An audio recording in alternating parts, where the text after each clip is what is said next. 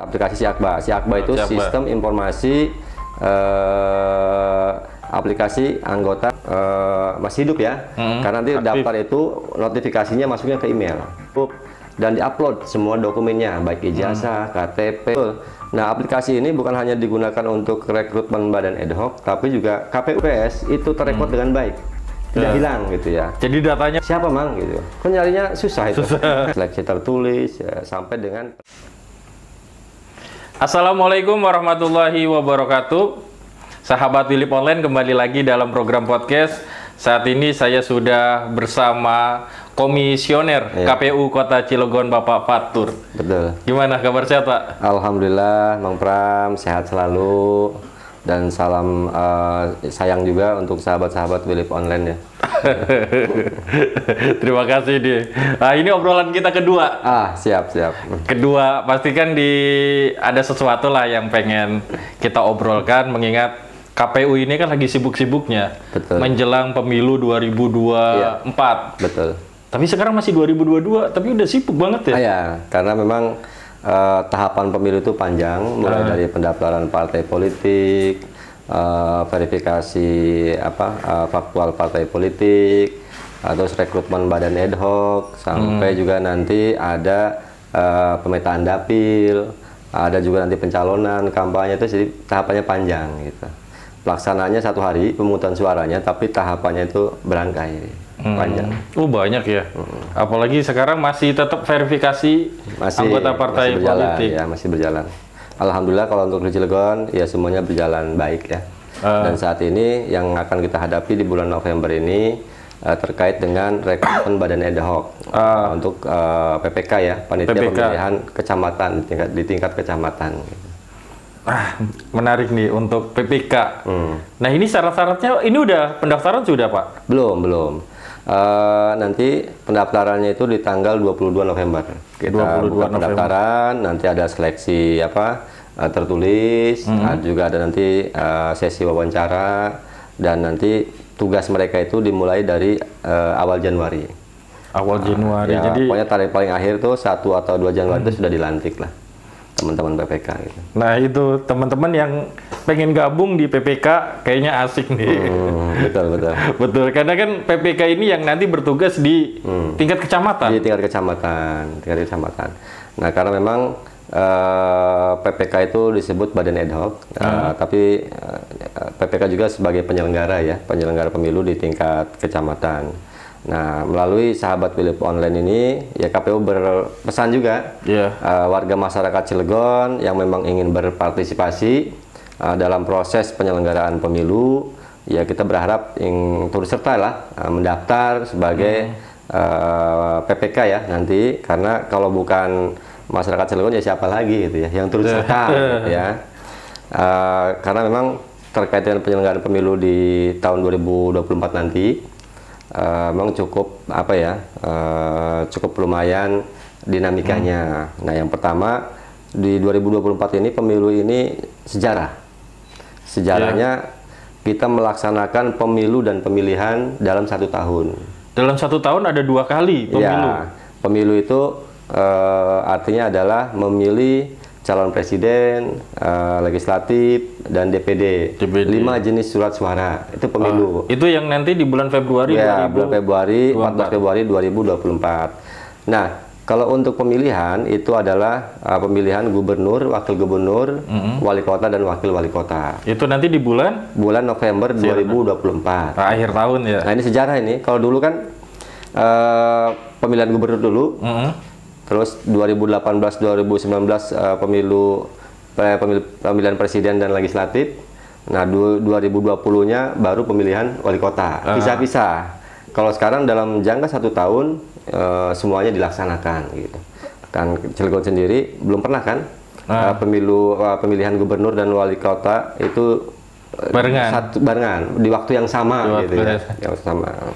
Nah, ini kan panjang juga ya, di bulan Februari ada legislatif dari DPRD Kota Cilegon, DPRD Provinsi, DPR RI, Presiden, DPD dan DPD. DPD, waduh, kayak banyak banget itu, ada 5 kertas suara. Betul.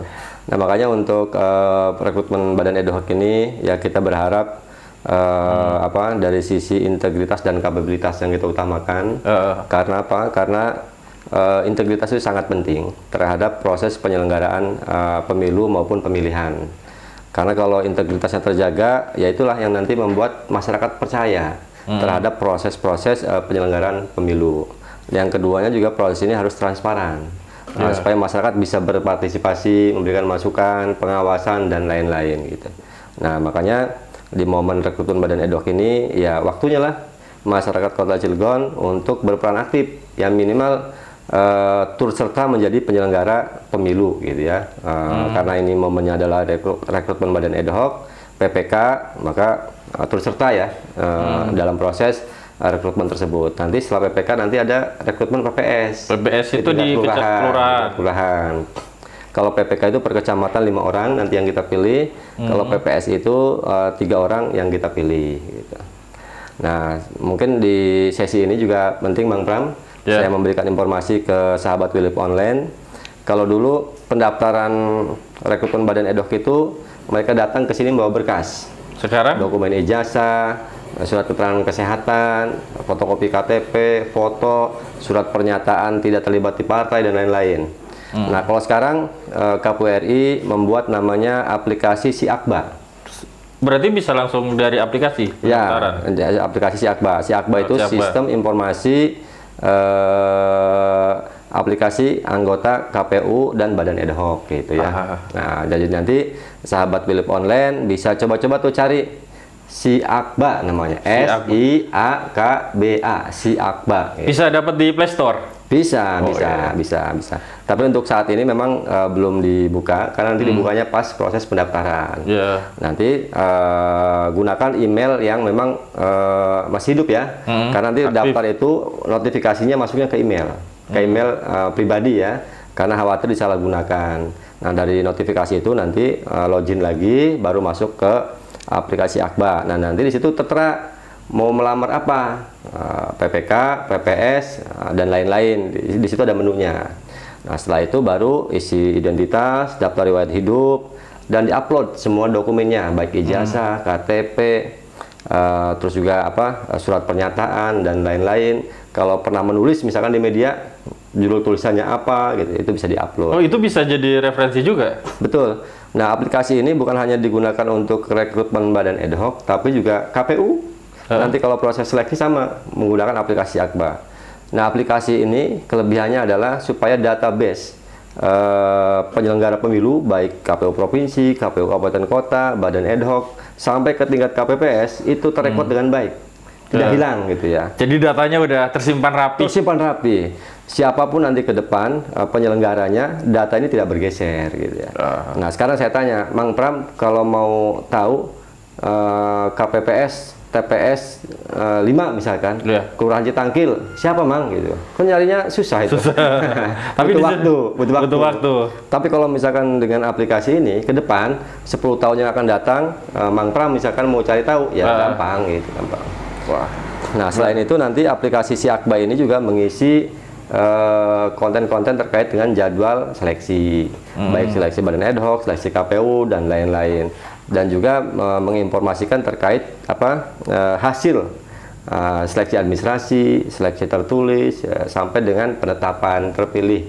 Nah, itu akan muncul di aplikasi itu. Nah, makanya nih sahabat Wilip Online, siapapun yang ingin gabung jadi PPK, PPS, minimal harus sudah menyiapkan aplikasi itu. Karena semua informasi untuk pendaftaran ada di aplikasi.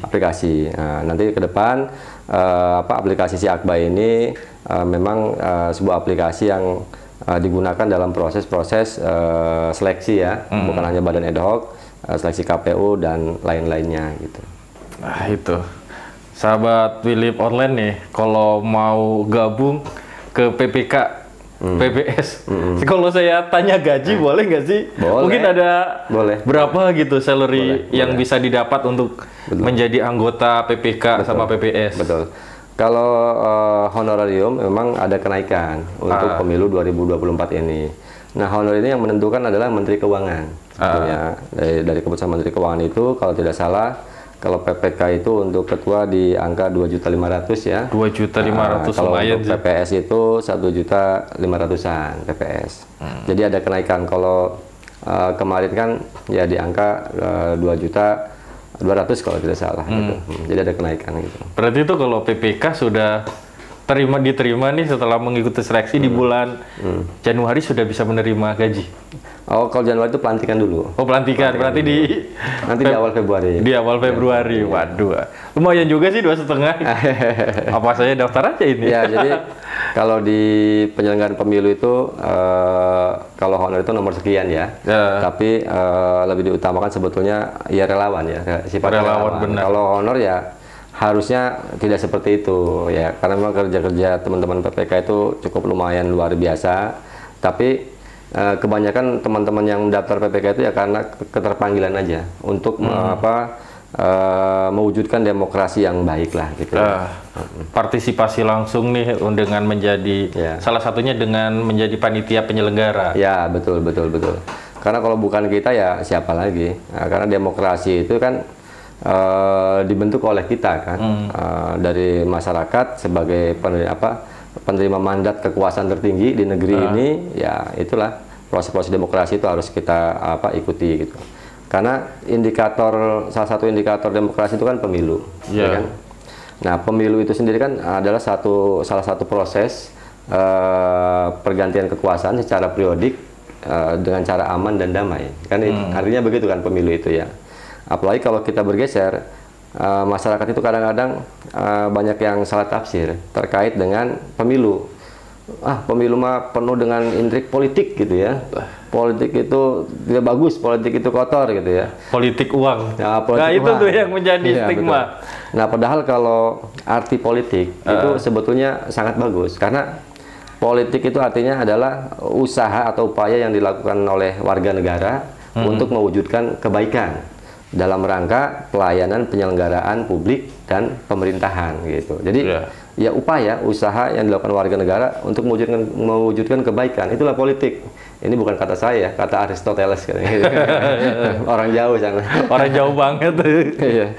Nah, cuman kadang-kadang politik itu disalahartikan gitu yang tidak-tidak. Nah, sebetulnya yang tidak bagus itu bukan politiknya, tapi pelaku politiknya itu. Karena politik itu kan seperti mata pisau dia.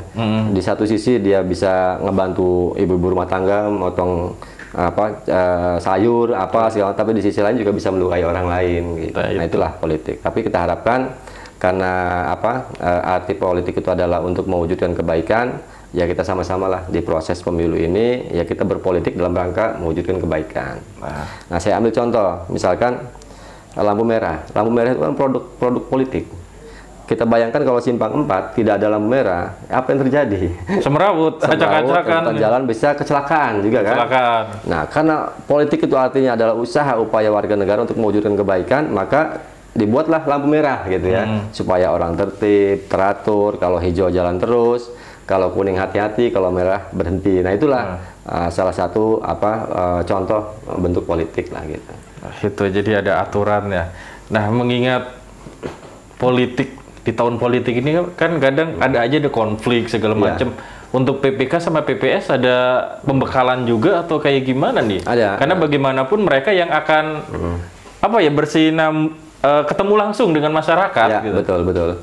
Nah, jadi memang terkait dengan badan ad hoc ini, baik PPK maupun PPS, setelah mereka kita rekrut, nanti mereka kita lantik, setelah itu nanti ada BIMTEK khusus namanya, bimbingan teknis, bagaimana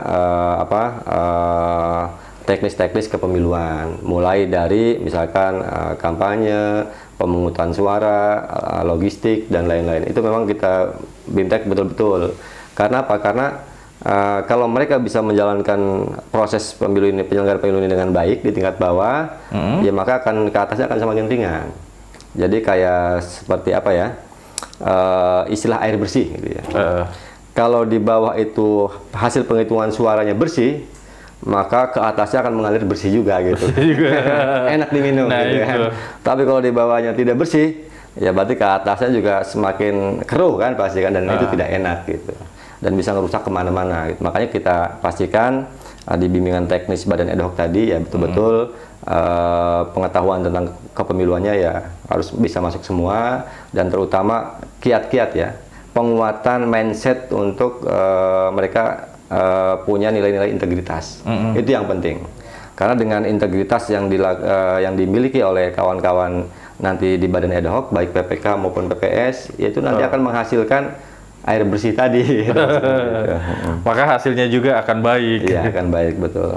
Dan bisa dinikmati oleh semua. Gitu. Iya, ini kan tentu saja pengen yang bersih. Bagaimana kalau seandainya ada yang mendaftar dari PPK atau PPS ini, dia bekerja di pemerintahan, atau dia menjadi salah satu anggota partai politik, itu gimana?